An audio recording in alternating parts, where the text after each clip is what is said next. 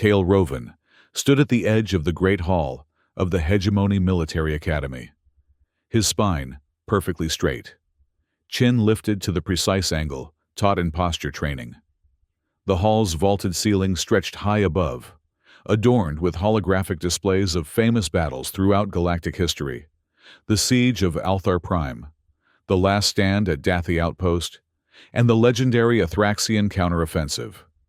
Each battle was a testament to the strategic brilliance and heroic sacrifices that had shaped the hegemony into the dominant military force across 12 star systems. The 1,200 cadets assembled in perfect formation represented 17 different species, each with their own evolutionary adaptations for warfare, yet united under a single military doctrine. Cale belonged to the Ruani, a tall, lean species with skin that shifted in subtle color patterns according to their emotional state. His natural cobalt blue had been training disciplined to maintain the steady azure that marked military readiness. It was a point of pride for him, one of many. The Roven family had produced military officers for 12 generations, and Cale felt the weight of that legacy in every movement, every thought. "Attention!" The command echoed through the hall, and 1,000 bodies snapped even more rigidly to position. Commander Altha, then Alvoid, strode onto the raised platform at the hall's center. A Thrixian with characteristic golden scales and an imposing 7-foot frame. Commander.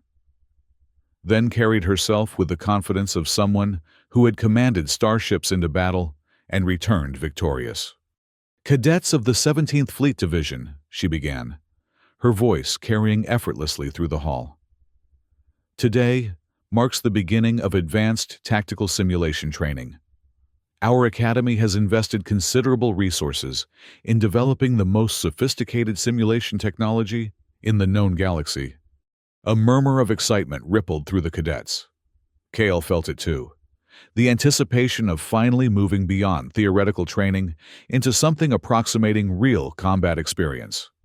The neural crown system allows for immersive tactical decision-making in precisely replicated battle conditions. Commander. Then continued, activating a holographic display that showed the intricate neural interface device. "You will experience the challenges of command without the consequences of failure. You will learn to make the hard decisions that victory demands." From his position in the third row, Kyle exchanged glances with his friend Dara, another Ruani, whose skin flashed momentarily with purple excitement. They had been preparing for this stage of training since their first day at the academy. "However," the commander's voice sharpened, "before we begin our standard simulations, we have a special presentation." She gestured toward the side entrance. "The Hegemony High Command has approved an experimental program in conjunction with our newest allied species." The side doors opened, and 5 individuals walked in. Cale blinked in surprise. Unlike the perfect uniformity of the cadets, these 5 walked with distinct gaits, wore slightly different versions of what appeared to be military uniforms, and most shocking of all, they were unmistakably human. Earth had joined the hegemony only 20 orbital cycles ago, a relatively primitive planet with a disproportionately extensive history of warfare. Humans were still something of a curiosity in the wider galactic community. "These are veterans from Earth, Commander," then announced. "They have volunteered to share their war experiences through our neural crown technology." The leader of the human delegation stepped forward. Her dark skin contrasted with short silver hair, and unlike the other humans, she wore a crisp, modern hegemony uniform, though with Earth insignia. "Corporal Natalie Okafor, Earth Integration Corps." She introduced herself with a slight bow. "My colleagues and I are here to offer something unique to your training." Kyle noted the visible age differences among the humans, unusual in a military setting where most species used life extension technologies to maintain physical prime. "Earth's history is marked by continuous warfare," Corporal Okafor continued. "While technologically primitive compared to your stellar conflicts, our wars offer something your simulations cannot: full sensory memory of combat experienced by actual participants. A ripple of confusion moved through the cadets. "Commander," then cleared her throat. "To clarify, cadets, these humans have agreed to share neural recordings of their actual war experiences. Not simulations, but memories." The oldest human, a wrinkled man with a slight stoop, stepped forward. "I fought in what Earth calls World War II. The Eastern Front, Stalingrad." His accent was thick, unfamiliar. Another human nodded. "I was at Rwanda during the planetary genocide." A third gestured to her face, which Kyle now noticed bore subtle scarring. "Hiroshima. Atomic weapon deployment." Dara's skin flashed deep orange, the Ruani color of disgust or horror. "They want us to experience primitive planetary butchery," he whispered. Kale felt his own skin threatening to shift toward the gray of uncertainty. But 12 generations of military discipline held his color steady. "It's still combat experience," he whispered back. "Knowledge is tactical advantage." "Commander." Then's voice cut through the murmuring. "This program is voluntary but highly recommended. Earth's conflicts may seem primitive, but they contain valuable lessons in resource limitation, psychological warfare, and civilian management that our standard simulations overlook." "Will this count toward our tactical evaluation scores?" called out a voice from the back ranks. "Participation will be noted favorably, Commander." Then replied, "First session begins tomorrow at dawn. Dismissed." As the formation broke, cadets clustered into animated discussion groups. Kale found himself surrounded by fellow Ruani, their skin cycling through colors of uncertainty, curiosity, and in some cases, outright revulsion. Watching primitive aliens bash each other with chemical propellants and edged weapons? Dara's skin had settled into a dismissive orange. How is that supposed to prepare us for neural-linked fleet combat?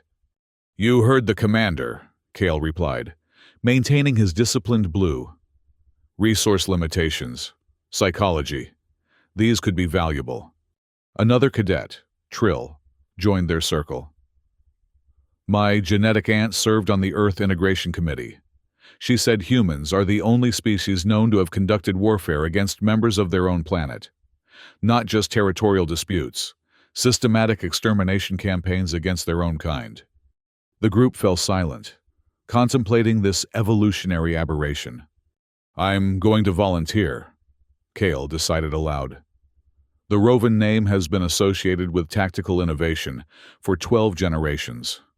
I won't be the first to shy away from new knowledge." Dara's skin flashed briefly with respect purple, before settling back to skeptical orange. "Your choice, Kyle. But some knowledge comes at a cost." That evening, in his quarters, Kyle reviewed Earth's military history on the Academy database. The information was sparse, most of it focused on the technological progression of weapons, rather than the tactics or outcomes. Earth had been invited into the hegemony primarily for its unusual biological diversity and adaptability, not its military contribution. Kyle's personal communicator chimed with a message from Commander. Then, "Cadet Rovan, your voluntary registration for the Earth Combat Memory Program is confirmed. Report to Simulation Chamber 7 at 0500 hours. Prepare for full neural engagement." Kale's fingers hovered over the acknowledgement button. 12 generations of Rovans had distinguished themselves through courage under fire. None had ever declined a training opportunity. Yet Dara's words echoed in his mind. Some knowledge comes at a cost. His skin remained steady blue as he tapped the confirmation. Simulation Chamber 7 was one of the smaller training rooms, converted for the Earth program. When Kyle arrived precisely at 0500, he found only 11 other cadets present, far fewer than he had expected. Most were from species with military traditions, similar to the Ruani. A sense of shared purpose, of elite selection, straightened his already perfect posture. Corporal Okafor stood beside a modified neural crown station. The elderly human, the one who had mentioned Stalingrad, sat in a chair connected to monitoring equipment. Welcome, cadets. Okafor began without preamble. Today, you will experience the Battle of Stalingrad through the memories of Sergeant Viktor Baranov. Before we begin, some contextual information. This battle occurred in winter conditions on Earth, between forces called Soviets and Germans. It was fought primarily in urban terrain, using projectile weapons, explosives, and close combat techniques. The old man, Sergeant Baranov, nodded gravely. The temperature was 40 degrees below freezing. We fought for every building, every room, every staircase. A Dathi cadet raised a tentacle. Objective parameters, victory conditions?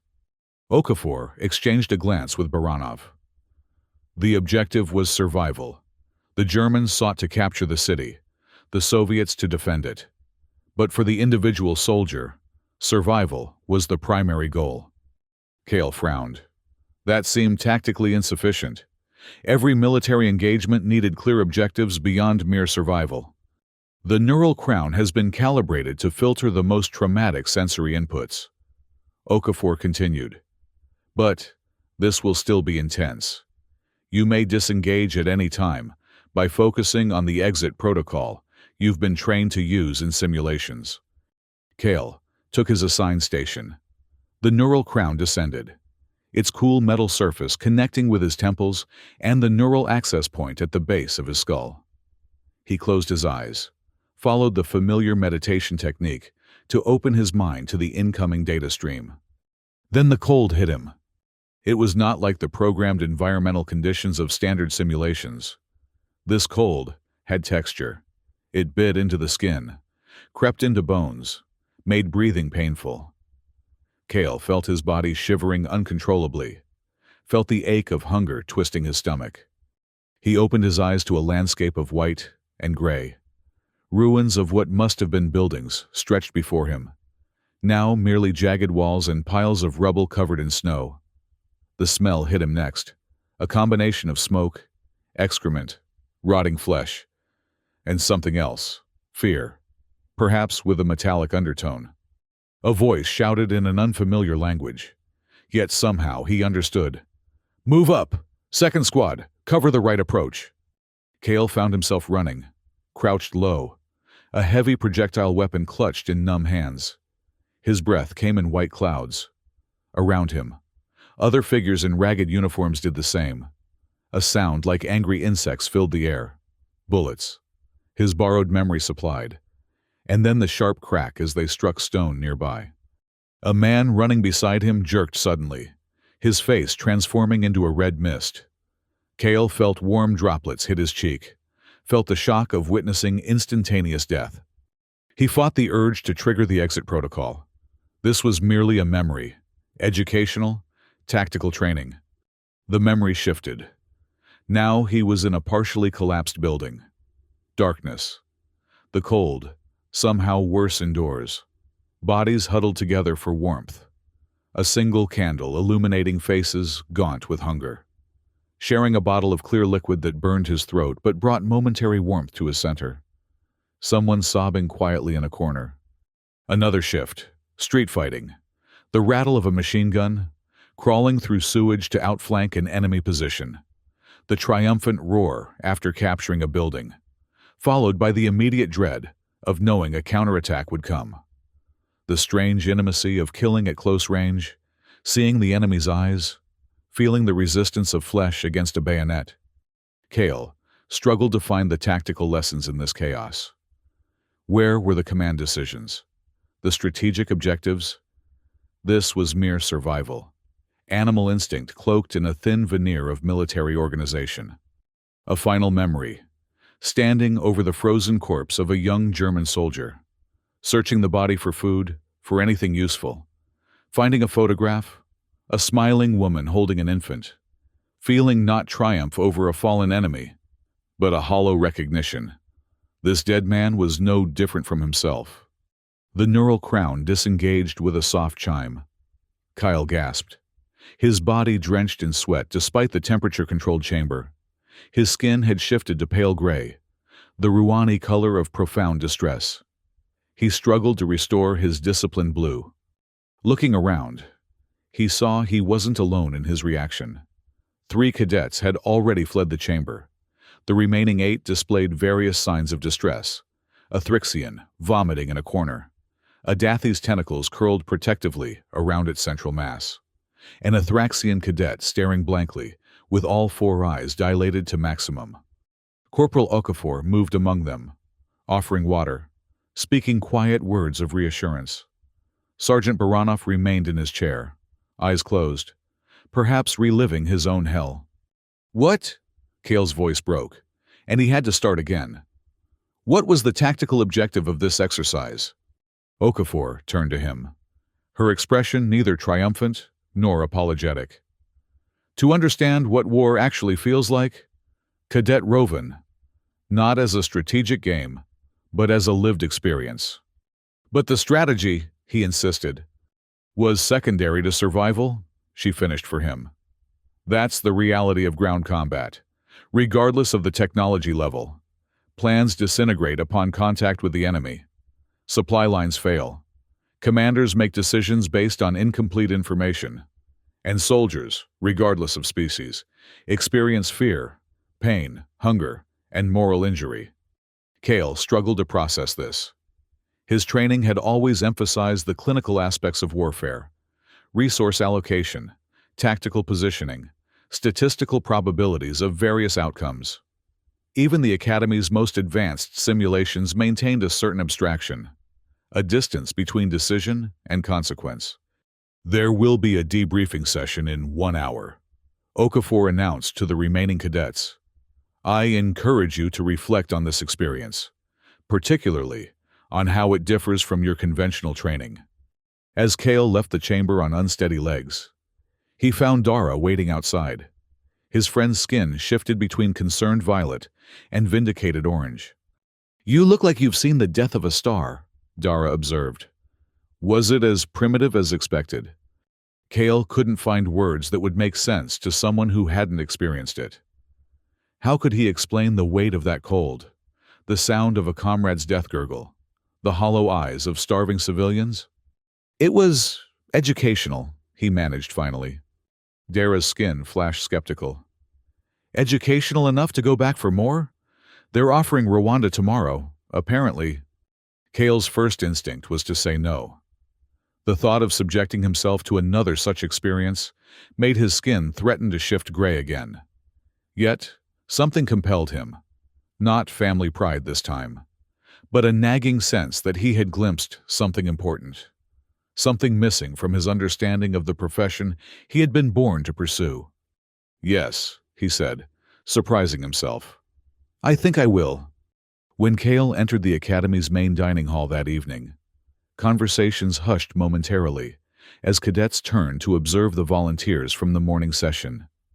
Rumors had spread about cadets vomiting, crying, one even requiring medical intervention for shock. "Commander," then intercepted Kale before he could join the Ruani table.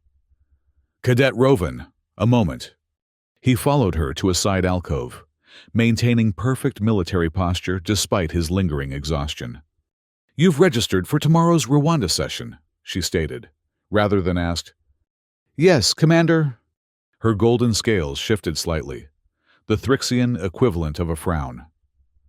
"I've reviewed the preliminary neural data from today's session. Your responses were concerning." Kale stiffened. "I completed the full memory sequence, Commander." "Yes, but your neural pathways showed patterns consistent with moral distress, not tactical analysis. This program is intended to broaden your understanding of combat variables, not to induce psychological questioning. With respect, Commander, isn't understanding the psychological dimension of combat a tactical advantage?" "Commander." Then scales flattened, disapproval. "Psychology as it affects the enemy. Yes, but a hegemony officer must maintain absolute clarity of purpose. Your family has an exemplary history of such clarity." Kale felt a flicker of doubt. Was he betraying the Rovan legacy by being affected by these memories? 12 generations of officers had presumably faced similar horrors without questioning their duty. I believe I can learn from these experiences while maintaining my commitment to the hegemony's military objectives, he said carefully. Commander. Then studied him for a long moment. See that you do, Cadet. The Rovan name carries weight in the Admiralty. It would be unfortunate if that legacy were to be compromised. The implied threat was clear. His future commission, his family's standing, all could be jeopardized if he allowed these Earth memories to affect him too deeply. Understood, Commander. His skin maintained its perfect disciplined blue, betraying none of his inner turmoil. She nodded curtly. Dismissed. As he turned to leave, she added, And Rovan, the Rwanda sequence contains content of an extremely disturbing nature. The High Command is still evaluating whether such material is appropriate for training purposes. Your assessment will be valuable. Kale rejoined his fellow cadets, picking at food that tasted like ash. Across the hall, he noticed Corporal Okafor sitting with the other Earth veterans, their postures noticeably less rigid than those of Academy personnel. They spoke with animated hand gestures, occasionally laughing, behavior rarely seen among the disciplined officer corps of the hegemony. One of the veterans, the woman who had mentioned Hiroshima, caught his gaze and nodded slightly in acknowledgement. Kyle found himself wondering what memory she carried, what horror she had survived that had marked her face with those subtle scars. The human program is causing quite a stir, Dara commented, sliding onto the bench beside him. Command track cadets are debating whether participation shows dedication or weakness. And the consensus? Kale asked, trying to sound merely curious. Dara's skin flashed orange skeptical. Divided. Some say any tactical knowledge is valuable. Others question whether primitive planetary conflicts have any relevance to modern space warfare. He hesitated. Your opinion carries weight, Kyle. The Rovan name. I'm aware of my family's reputation, Kyle replied, more sharply than he intended. Then, you know people are watching to see if you continue with the program or withdraw. Dara's skin shifted to the deep blue of concern. As your friend, I'm concerned about what these memories might do to you. You haven't been the same since this morning. Kale wanted to deny it, but honesty prevailed. I haven't been, but I'm not sure that's a bad thing. He lowered his voice. Dara, have you ever wondered about the reality behind our tactical simulations? The actual experience of those on the receiving end of our perfectly calculated strikes? Dara's skin paled slightly. That's not a productive line of thought for an officer. We serve the hegemony. Its enemies have chosen their fate. Even the civilians caught in the conflict zones? The equivalents of those starving people I saw in Stalingrad? Collateral considerations are factored into strategic planning, Dara recited, sounding like a tactical manual. Minimum necessary force to achieve objectives. Kale wanted to argue further but recognized the futility. Until experienced, the reality of those collateral considerations remained abstract, theoretical. I should rest before tomorrow's session, he said instead, rising from the table. Dara's skin flashed with brief patterns of concern and affection. Whatever you decide about continuing, I respect your choice. Kale nodded gratefully, though he already knew his decision was made. The Rwanda memory sequence began differently. No cold this time, but heavy, humid heat. No battlefield with clear front lines, but instead a rural landscape of hills and small clustered dwellings. The first shock was the weapons, not the projectile rifles of Stalingrad, but cruder implements, machetes, clubs, tools converted to kill.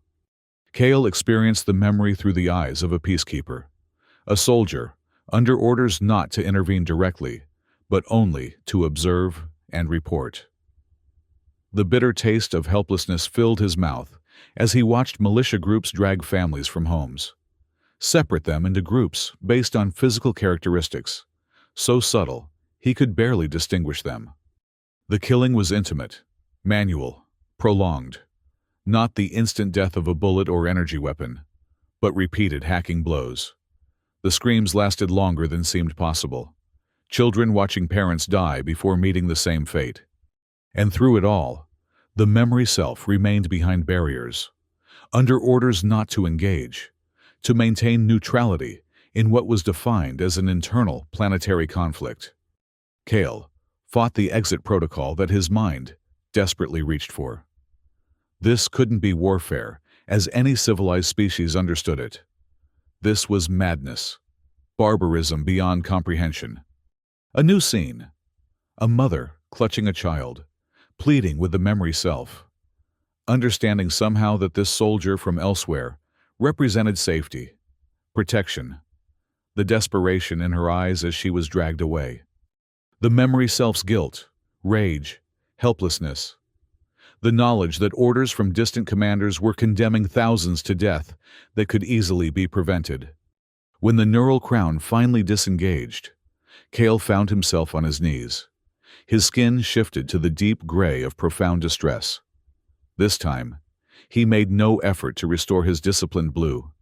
Only 3 other cadets remained in the chamber. The rest had triggered their exit protocols at various points.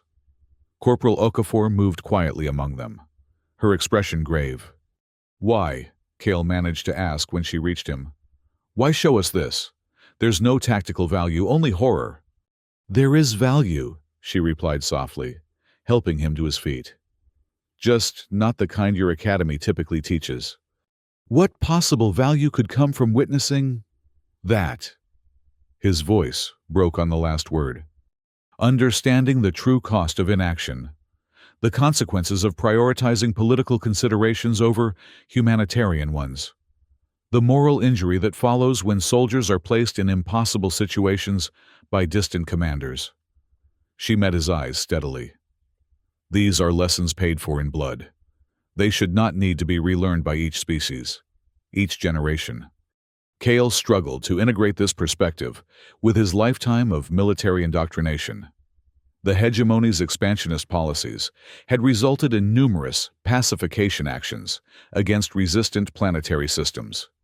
He had always viewed these as necessary steps toward galactic stability, the price of progress. Now, unbidden, came the thought. How many had experienced their own Rwanda moments under hegemony occupation? How many had pleaded for mercy from impassive officers following orders? "There's a debriefing session, but it's optional after this sequence," Okafor said, interrupting his thoughts. "Many find they need time alone to process." Kale nodded numbly and left the chamber. In the corridor outside, instead of Dara, he found Commander. Then waiting, her golden scales arranged in a pattern of official displeasure. "Cadet Roven, my office now." He followed her through the academy's gleaming corridors, aware of his skin betraying his distress, unable to muster the discipline to correct it.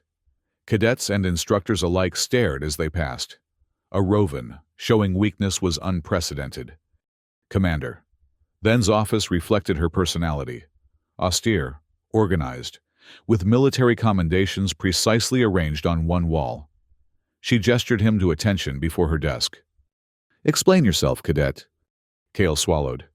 "Clarify the request, Commander. Your neural patterns during the Rwanda sequence showed extreme emotional distress, moral uncertainty, and, most concerning, anger directed toward the command structure." Her scales flushed gold with indignation. "You were instructed to approach these memories as tactical exercises. Instead, you appear to be internalizing primitive emotional responses. The memories contain tactical insights inseparable from their emotional content," Cal replied, struggling to frame his experience in acceptable military terms. "Such as?" she challenged. "The failure of command to accurately assess ground conditions. The strategic error of allowing genocide that created lasting planetary instability. The wasted resource of deploying peacekeepers without proper authorization to intervene. Commander."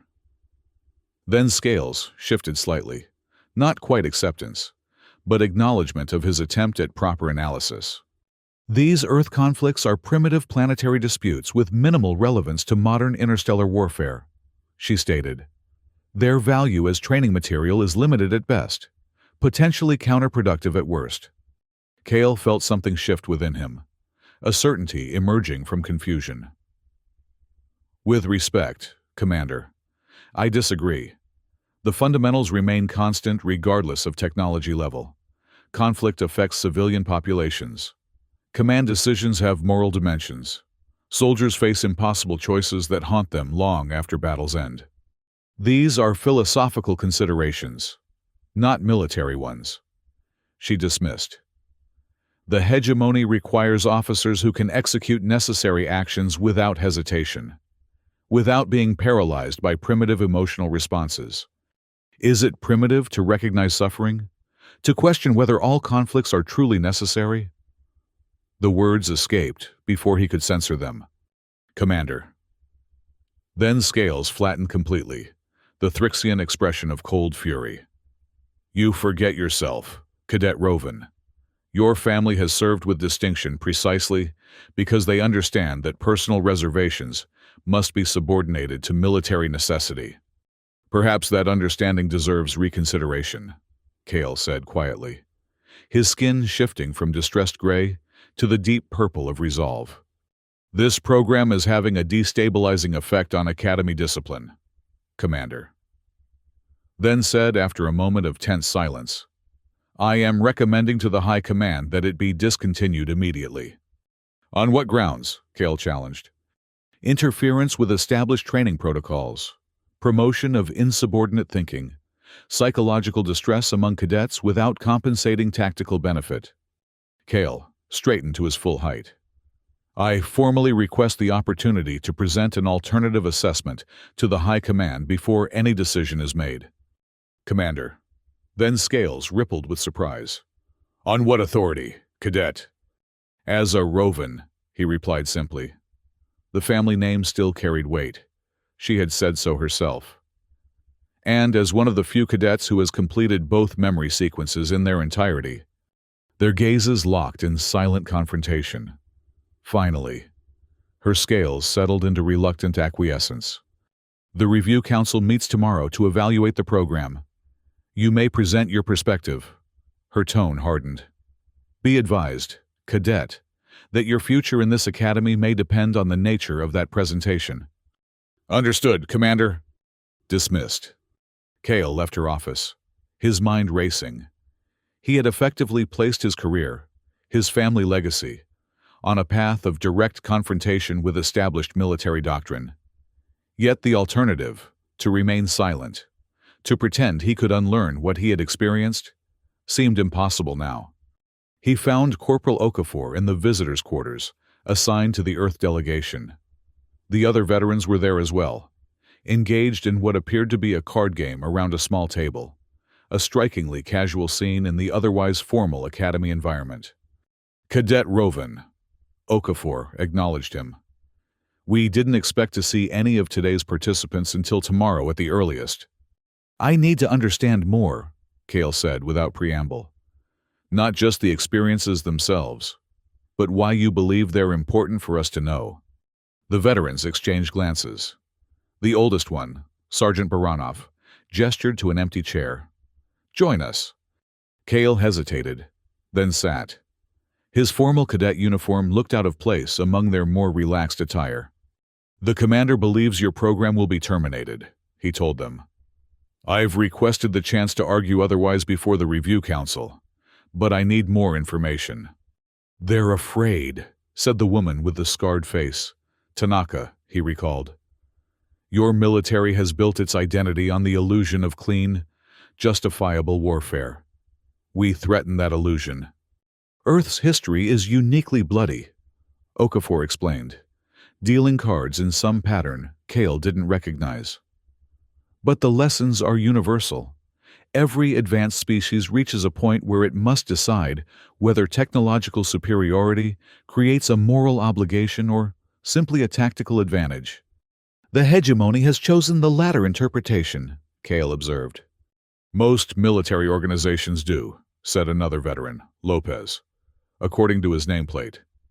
Until they're confronted with the consequences. Earth learned through centuries of increasingly destructive warfare. The memory sequences, Kyle began, are carefully selected. Okafor finished for him. Not to traumatize, but to illustrate specific failures and their costs.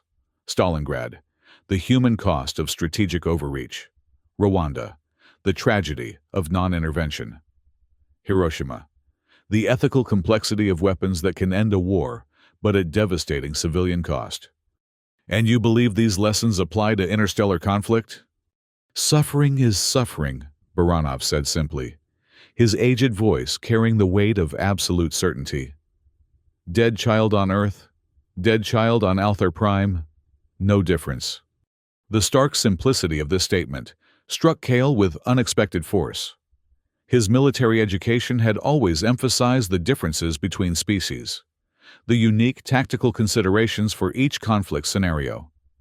Yet this human spoke of a universal constant, pain, loss, grief, that transcended physiological distinctions. The Review Council will ask for evidence of tactical value, Cale said after a moment. Without it, they'll dismiss these experiences as emotionally manipulative and irrelevant. Then give them evidence they can't ignore, Tanaka suggested, laying down a card that made the other veterans groan. Invite them to experience the memories themselves. Cale's skin flashed with surprise. They would never agree. Then they prove our point, Lopez said with a shrug. They fear these memories precisely because they know the power they contain. The power to make even the most disciplined officer question whether all wars are necessary, all tactics justifiable. Cale considered this strategy. The Review Council consisted of senior officers, representatives from various academy departments, and occasionally Admiralty observers. Asking them to subject themselves to the Earth memories was audacious, potentially insubordinate. Yet what stronger argument could there be than direct experience? How many memory sequences do you have available? He asked. 17, Okafor replied, covering various aspects of Earth's military history, from ancient conflicts to our most recent planetary civil wars. And Hiroshima, is that sequence ready? Tanaka's scarred face tightened slightly. Yes, though it's perhaps the most difficult. I want to experience it before tomorrow's council meeting, Cale decided. And I want to understand exactly how these neural recordings were created. The technical council members will focus on methodology if they can't attack the content directly. The veterans exchanged glances again, some unspoken communication passing between them. We can arrange that, Okafor said finally. But be warned, each sequence affects people differently. Some find Hiroshima the most difficult of all. I understand the risk, Cale replied, his skin settling into the deep purple of determination. But I can't effectively advocate for what I haven't experienced myself. The Hiroshima sequence began with ordinary moments. A city waking, people preparing for their day, children walking to school. The mundane normalcy made what followed all the more horrific. The flash came without warning, brighter than a sun, consuming everything.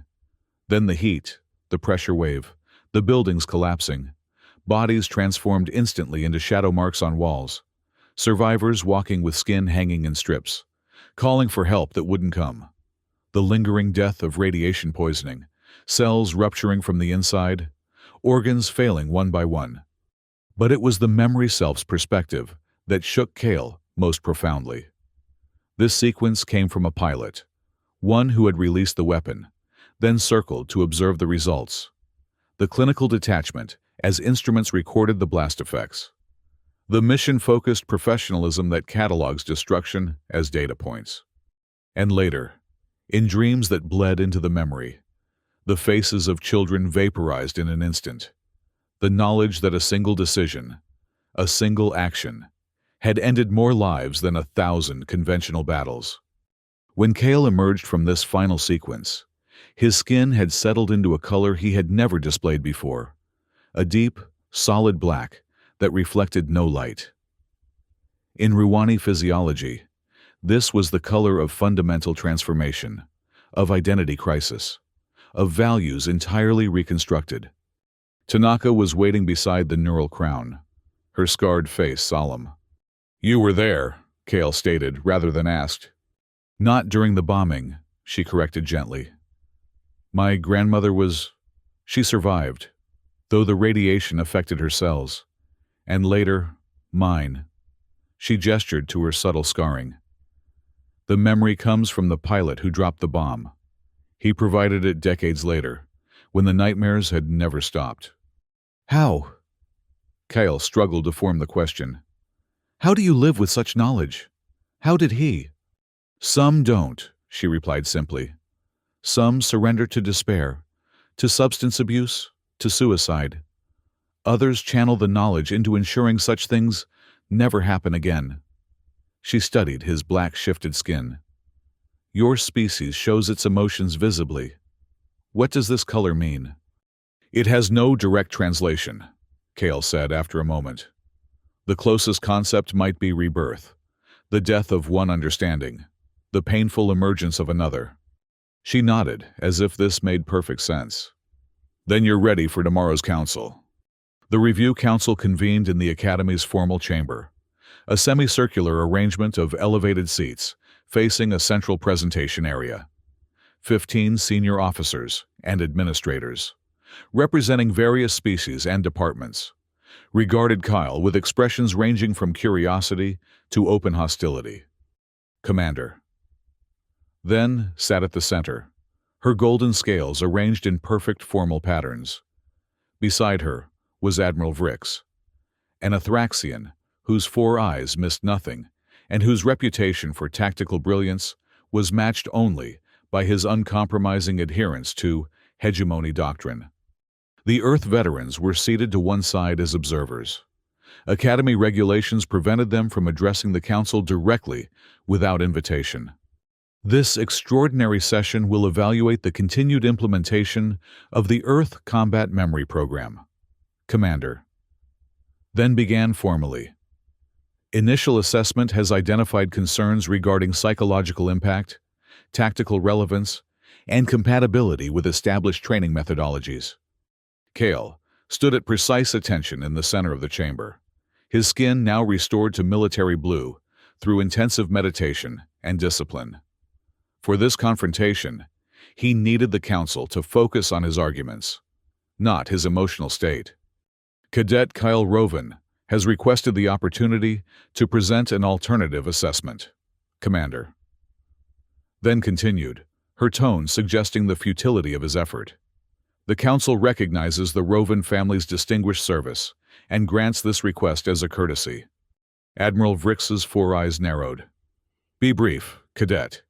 This council's time is valuable." Kale inclined his head respectfully. "Honored Council, I have completed all 3 currently available Earth memory sequences, Stalingrad, Rwanda, and Hiroshima. I stand before you to affirm their exceptional value to our training program." "On what specific grounds?" asked Dr. Lexi, the Academy's chief psychologist, a Dathi whose tentacles were arranged in a pattern of skeptical inquiry. 3 dimensions of value," Kyle replied. "First, tactical insights unavailable in our conventional simulations. Second, psychological preparation for the realities of command decisions. Third, and most importantly, ethical frameworks that enhance rather than impede military effectiveness." Commander Then's scales shifted slightly, the Thrixian equivalent of a derisive snort.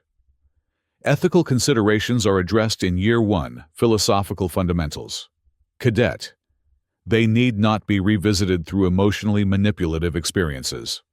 With respect, Commander, there is a vast difference between abstract ethical theory and the lived experience of moral injury." Kale countered. "The Earth memories provide context that cannot be conveyed through traditional instruction." "You speak of moral injury, as if it were a tactical consideration." Admiral Vrix interjected. "Hegemony officers are trained to execute necessary actions without psychological impediment. Yet we lose 17% of field officers to psychological breakdown After their first direct combat experience, Cale replied, citing statistics he had researched overnight. Another 22% request transfer to non-combat roles within 5 years. The cost in training resources alone is substantial. This caused a stir among the council members. Personnel retention was indeed a persistent challenge, though rarely discussed openly. "You suggest these primitive Earth memories would somehow mitigate this attrition?" Dr. Lexi asked, her tentacles shifting to a more attentive configuration. "I suggest they would prepare officers for the psychological realities of warfare, beyond the sanitized simulations currently employed," Cale answered. "The neural data collected from participants shows heightened activity in regions associated with empathy, moral reasoning, and emotional regulation, precisely the areas that must be strengthened to prevent later breakdown." Commander then leaned forward. "Your family has produced 12 generations of exemplary officers without requiring exposure to alien psychological experiments. Cadet Roven, what makes you believe current methods are suddenly insufficient?" The question struck at the heart of Cale's dilemma, his family legacy versus his new understanding. For a moment, his skin threatened to shift toward revealing black again, but he maintained his disciplined blue. "The nature of warfare evolves, as must our training," he replied carefully. "The hegemony now encompasses 17 species across 12 star systems. Our conflicts increasingly involve civilian populations, cultural complexities, and ethical dilemmas beyond traditional military parameters. The Earth memories provide insight into these dimensions that our current simulations lack." Admiral Vrix made a dismissive gesture with one of his forearms. "This sounds dangerously close to suggesting we should limit our tactical options based on nebulous ethical concerns." "Cadet, not limit. Admiral, enhance," Cale corrected. "A military force that understands the full impact of its actions, makes more effective strategic decisions, generates less resistance among occupied populations, and sustains fewer psychological casualties among its own personnel." The council members exchanged glances, some thoughtful, others skeptical. Kyle sensed he was losing ground. Abstract arguments, however logical, couldn't convey the visceral impact of the memories themselves. "I propose a demonstration," he said suddenly. "One memory sequence, experienced directly by council members. After which, you may make your determination based on first-hand knowledge, rather than theoretical concerns." A ripple of surprise moved through the chamber. "Commander." Then Scales, flushed with indignation. "You overstep, Cadet. This council does not subject itself to experimental procedures to satisfy a junior officer's misguided advocacy." "Is it misguidance to seek direct experience before rendering judgment?" Cale challenged, his formal tone slipping. "Or is the council concerned that these memories might be exactly as powerful as I suggest?" Admiral Vrix rose slightly from his seat, all 4 eyes fixed on Cale. "You suggest cowardice, Cadet?" Cale knew he was walking a dangerous line, but pressed forward. "I suggest that dismissing these experiences without undertaking them yourselves undermines the very principle of informed tactical assessment that this academy claims to uphold." A tense silence fell over the chamber. Kyle was aware that he had effectively ended his career. No cadet spoke to the Admiralty in such terms, and continued toward commission. To his surprise, Dr. Lexi's tentacles rippled with what appeared to be amusement. "The cadet makes a valid methodological point. We cannot properly evaluate the psychological impact or training value without direct assessment." "I volunteer to experience one sequence," offered Commander Jackson, a human who had recently joined the Academy staff after Earth's integration. "As both a hegemony officer and an Earth native, my perspective may prove useful." "I will also participate," said Dr. Lexi. "Professional curiosity, if nothing else." Admiral Vrix's 4 eyes blinked in sequence, a sign of thoughtful consideration. "Perhaps there is merit in a limited demonstration. Commander then, As the officer most directly responsible for cadet training, your participation seems appropriate. Commander.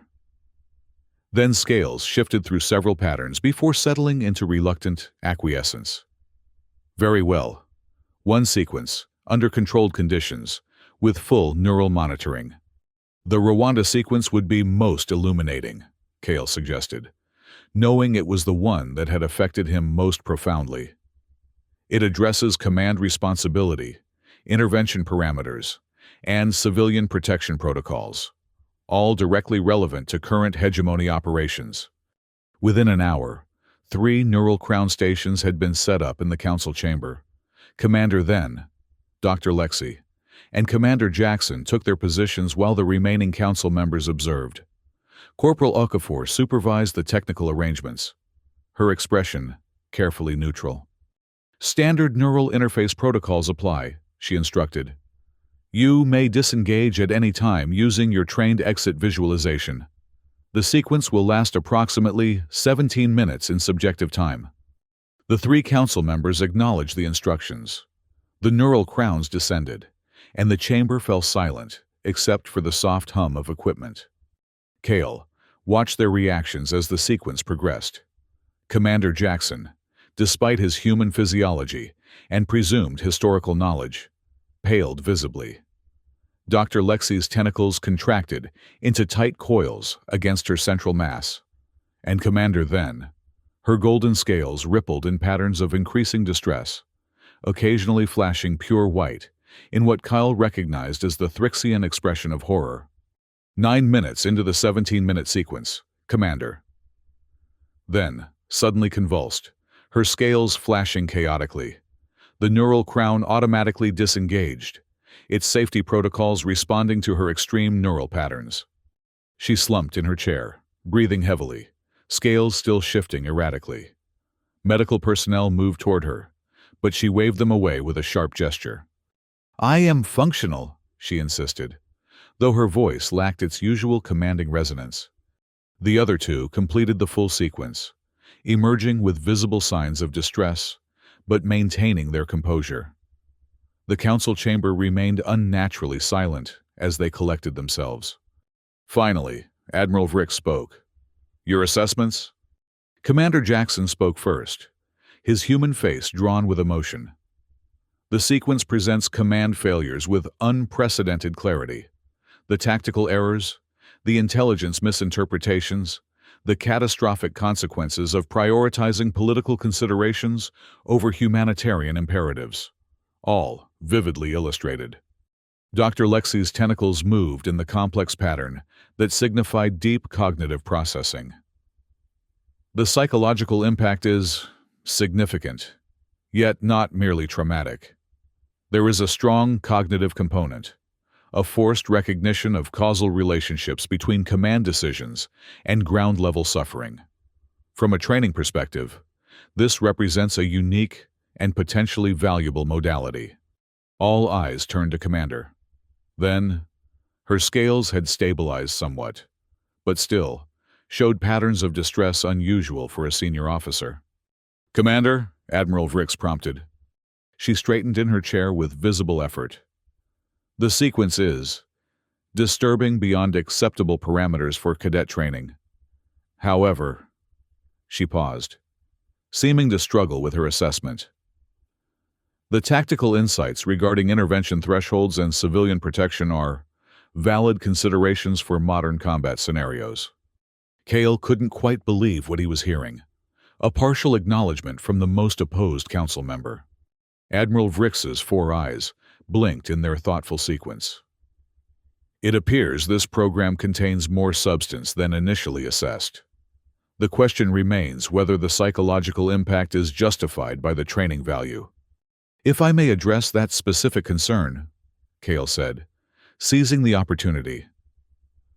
The psychological impact experienced here, in a controlled setting, is precisely what prepares an officer to maintain function when encountering similar situations in actual deployment. It is the unprepared mind that breaks under such pressure. Dr. Lexi's tentacles shifted in the pattern of professional agreement. There is substantial research supporting this preventative approach to combat psychology. Controlled exposure builds neural pathways for processing moral distress without operational impairment. Debate continued among the council members for another hour. Cale remained standing at attention throughout, aware that regardless of the outcome, his challenge to authority had likely altered his career trajectory permanently. Finally, Admiral Vrix raised a hand for silence.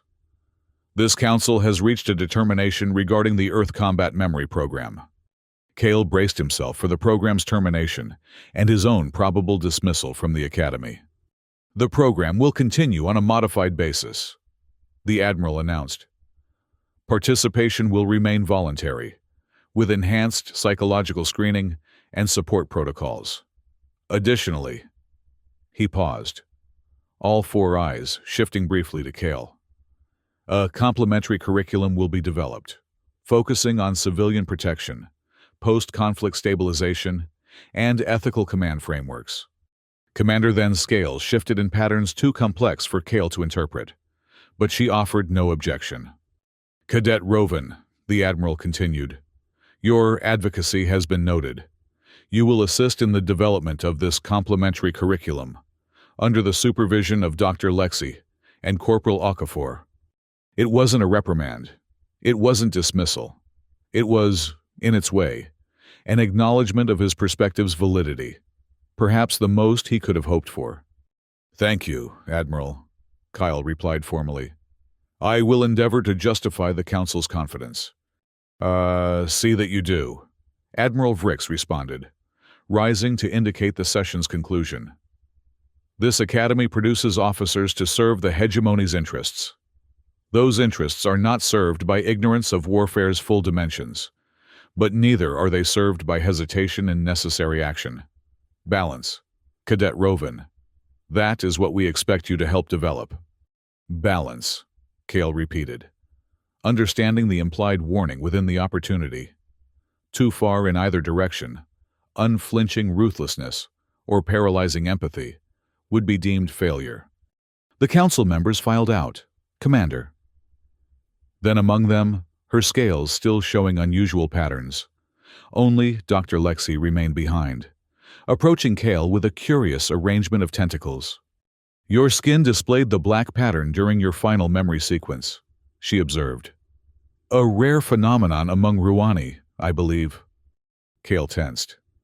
You were monitoring my neural patterns? Of course. All participants were observed.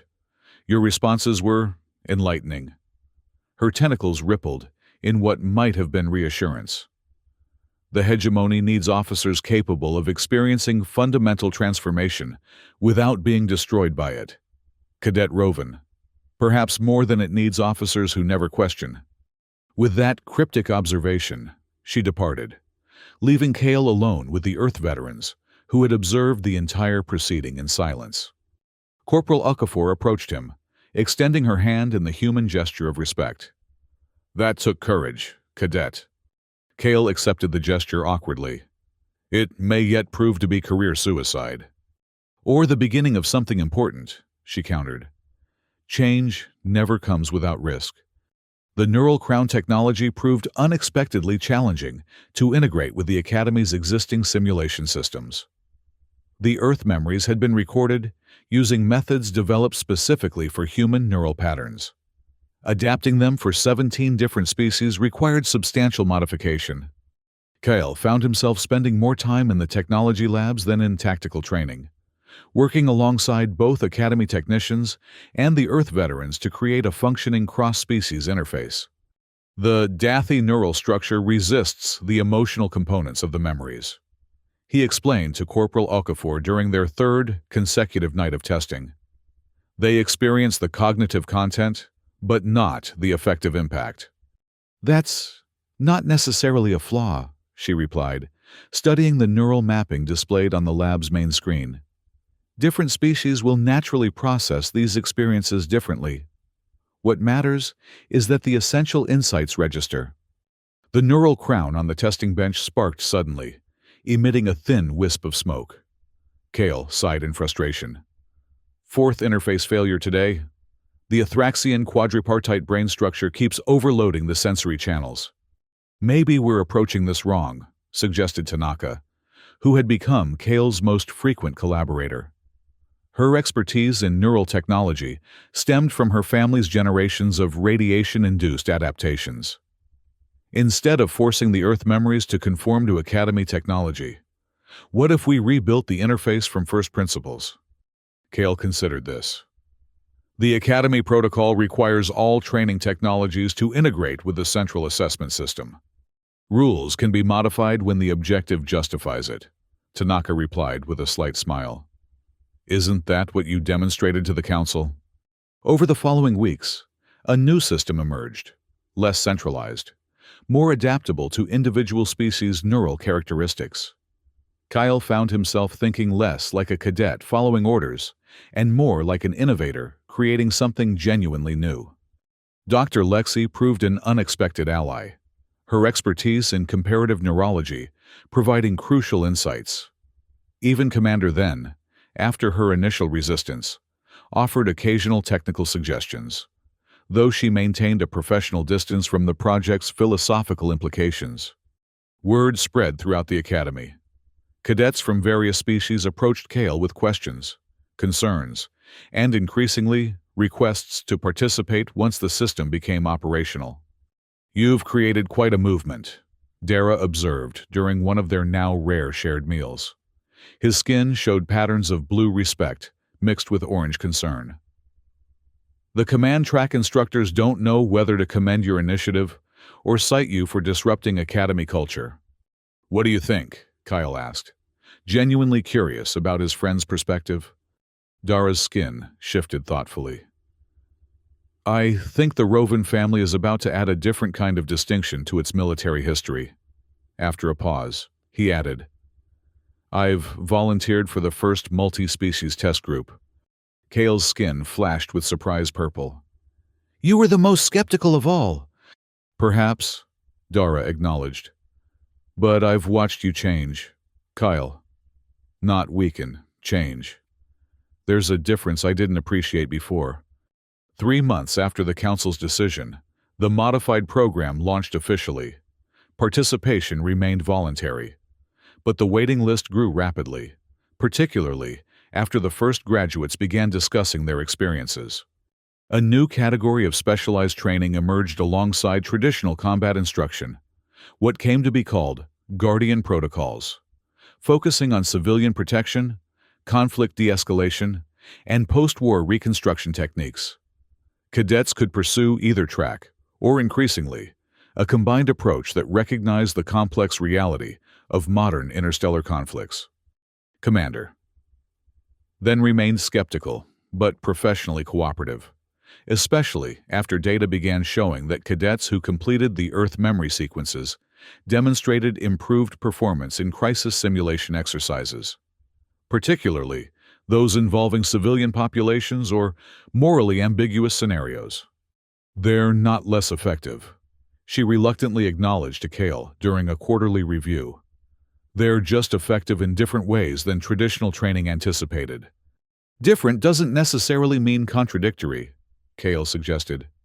The hegemony security can be served through multiple approaches. Her scales shifted in what might have been grudging agreement. Time will tell, Cadet Rovan. The real test comes not in simulations, but in actual deployment. That test came sooner than expected. 6 months into the program's implementation, a border dispute erupted between the hegemony and the neighboring Vex Confederation. A contested moon colony with mixed civilian population became the flashpoint for potential widespread conflict. Academy cadets in their final year were activated as support personnel, a common practice during limited engagements. Kale found himself assigned to a mixed unit that included both traditionally trained officers and graduates of the new Guardian protocols. A deliberate experiment, Commander. Then informed him bluntly as she delivered his orders. Admiral Vrix wants to evaluate the effectiveness of differently trained personnel in a real combat scenario. The contested moon presented challenges straight from the Earth memories. Civilian populations caught between opposing forces, limited resources, and complex ethical dimensions that purely tactical approaches struggled to address. Cale's unit was tasked with securing a settlement where hegemony and Vex civilians had lived in uneasy proximity before the conflict erupted. Traditional doctrine called for separation, containment, and prioritization of hegemony citizens' security, potentially at the expense of Vex civilians. Instead, drawing on lessons from the Rwanda sequence, Cale proposed an alternative approach, creating a neutral safe zone administered jointly with Vex representatives, with transparent security protocols that protected all civilians regardless of affiliation. This approach requires more resources initially, he explained to his commanding officer, but eliminates the risk of civilian casualties that would inevitably escalate the broader conflict. To his surprise, the commander approved the plan, partly, Cale suspected, because Admiral Vrix had specifically authorized experimental approaches in this limited engagement. The implementation proved challenging. Trust between populations had deteriorated, resources were stretched thin, and hardliners on both sides resisted cooperation. Yet the principles derived from Earth's bloodiest lessons provided a framework that gradually stabilized the situation. When a Vex extremist faction attempted to sabotage the safe zone, it was Vex civilians themselves who provided the intelligence that prevented mass casualties. The incident, rather than escalating tensions, as would traditionally be expected, became an opportunity for demonstrating the mutual benefits of cooperation. Within weeks, the Moon settlement had transformed from a potential flashpoint to a model for conflict resolution. Admiral Vrix himself arrived to evaluate the outcome, his 4 eyes taking in the unusual sight of hegemony and Vex personnel working alongside each other to maintain security and provide essential services. "Unorthodox, Cadet Rovan," he observed as Cale guided him through the settlement. Yet undeniably effective in this specific context. The Earth memories suggested that treating civilian welfare as a primary objective, rather than a secondary consideration, often yields strategic advantages. Kyle explained. Reduced resistance, improved intelligence gathering, more stable post-conflict environments. The Admiral's 4 eyes blinked in their thoughtful sequence. And the traditional tactical officers in your unit, how did they adapt to this approach? With initial skepticism, then growing acceptance as results became evident. Cale replied honestly. The 2 training modalities proved complementary rather than contradictory. Traditional tactical excellence implemented through a more comprehensive ethical framework. A promising synthesis, Admiral Vrix acknowledged, though its broader applicability remains to be established. As they completed their inspection tour, they passed a small memorial that had been established near the settlement center, a simple column bearing the names of civilians from both sides who had died in the initial phase of the conflict. Another Earth-derived practice? The Admiral inquired. Yes, Cale confirmed. The Rwanda sequence demonstrated the importance of acknowledging casualties rather than erasing them from official narratives. It provides closure for survivors and a constant reminder of what's at stake. Admiral Vrix studied the memorial in silence. All 4 eyes focused on the names. My species has a saying, he said finally.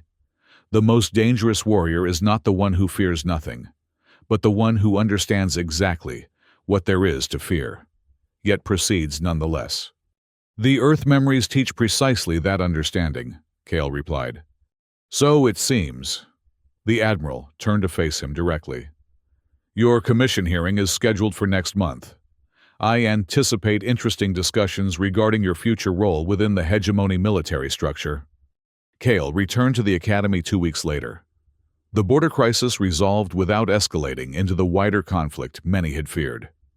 The settlement continued to function under joint administration, an unprecedented arrangement that policy analysts were still struggling to categorize within existing hegemony diplomatic frameworks. In his quarters, Kyle found a communication waiting from his family patriarch, a distant cousin who had achieved the rank of fleet commander and who oversaw the Rovan family's military affairs. The message was brief, but significant. Your unconventional path brings new distinction to our name. The Rovens adapt to serve effectively in changing circumstances. Proceed with my blessing." It was as close to enthusiastic approval as the traditionally reserved family leadership ever expressed. Cale felt a weight lift from his shoulders. The fear that he had somehow betrayed his heritage by questioning established military doctrine. On his desk, he placed a small, holographic display that Corporal Okafor had given him before the Earth delegation departed, an image of the veterans who had brought their memories to the Academy. Beside it, he positioned his formal commission application, which included his requested specialization, ethical combat operations, and civilian protection protocols. The Rovan name would continue in hegemony military service, the 13th generation now, but with a new understanding of what warfare truly meant, and what victory could and should encompass. And on distant Earth, now one small part of the vast hegemony, the veterans who had shared their painful memories received word that their experiences were transforming military training across 17 species and 12 star systems. "Not bad," Sergeant Baranov remarked as they gathered to share the news, his aged face creasing in a smile. "Not bad at all."